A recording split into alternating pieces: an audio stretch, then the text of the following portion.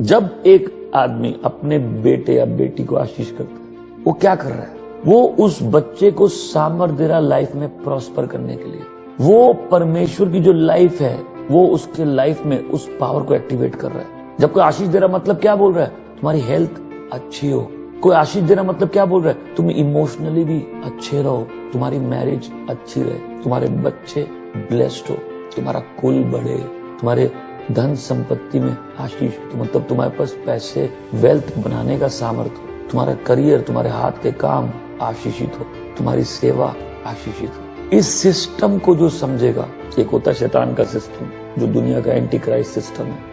यहाँ बोलते कि जैसा चल रहा है चलने दो, सिस्टम के साथ छेड़छाड़ मत करो, एक अलग चीज है। एक है परमेश्वर का सिस्टम। इस सिस्टम को जो समझ जाएगा, वो अपनी लाइफ को परमेश्वर की योजना और परमेश्वर के तरीकों के साथ जोड़ देगा।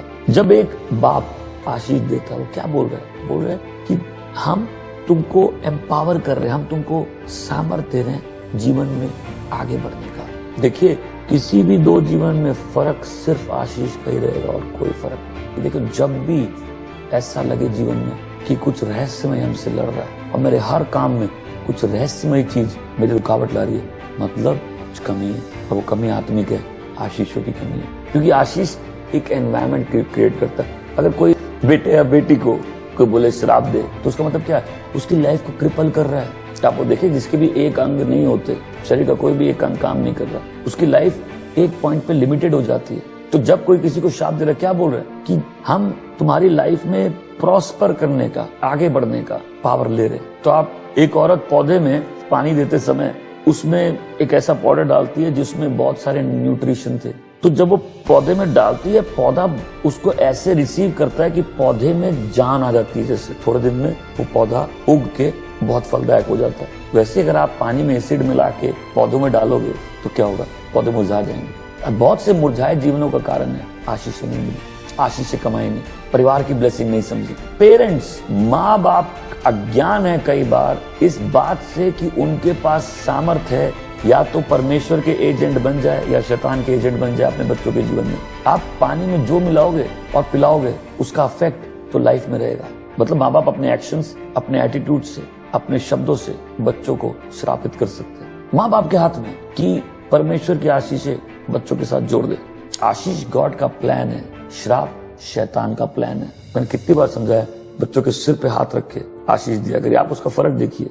लूका 3:22 में वचन कहता है कि और पवित्र आत्मा यीशु पर एक कपोत के समान उतरता है और स्वर्ग से एक आवाज आती है, यह मेरा प्रिय पुत्र है, इससे मैं बहुत प्रसन्न हूँ। ध्यान से सुनिएगा, ये मेरा अच्छा बेटा है, ये मेरा बहुत बिलवेड बेटा है, ये मेरा बहुत करीब बेटा है और मैं इससे बहुत खुश हूँ। अगर सोचो कोई अपने बाप से, माँ से ऐसे सुन ले, ये मेरा बेटा मेरे को बहुत प्यारा है, उसकी लाइफ पे क्या फर्क पड़ेगा? जीसस अपनी मिनिस्ट्री चालू नहीं किए जब तक बाप की ब्लेसिंग नहीं मिली। यीशु ने पिता की आशीषों के बिना सेवकाई चालू नहीं की। जहां मेरा प्रिय पुत्र है, इससे मैं बहुत प्रसन्न हूँ। और जो बाप की ब्लेसिंग होती है ना, वो अपने बच्चे पे, मतलब मैं अभी पहले बाप और बेटे की बात कर रहा हूँ। यह मेरा प्रिय पुत्र है, इससे मैं बहुत प्रसन्न हूँ। मतलब बड़े होते समय यीशु को भी तो लगा होगा ना कि मैं दूसरे बच्चों से अलग हूँ। मेरे परिवार की ब्लेसिंग, मेरे फैमिली की ब्लेसिंग का पिता घोषणा करते ये मेरा बेटा है। पिता बोलते हैं कि हम अपने बच्चे से बहुत खुश हैं। तब जब बच्चा पैदा होता है, क्या चाहिए? ब्लेसिंग। जब कंसीव करता है, जब औरत की कोख में ही होता है, माँ की कोख में होता है, तब भी उसको ब्लेसिंग चाहिए। कितने बच्चों को जब वो कोख में थे, माँ ने बोला है क्यों मैंने इसको पैदा किया, और वो उन बच्चों की हकीकत बन गई कि अनवांटेड है।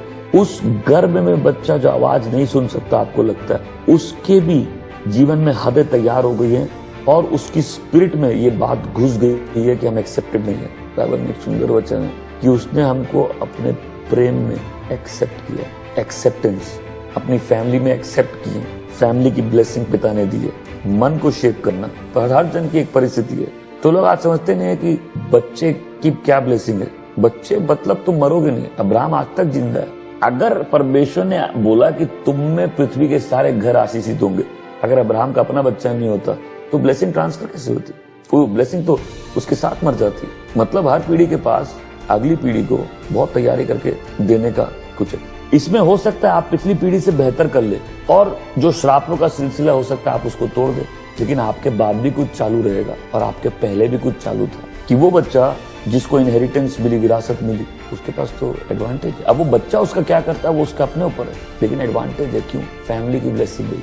आप बहुत मेहनत कर लो, बड़े बिजनेस के सपने देख लो, बहुत सेवा करने की कोशिश कर लो, लाइफ में हर जगह ब्लेसिंग एक फर्क लेके आती है।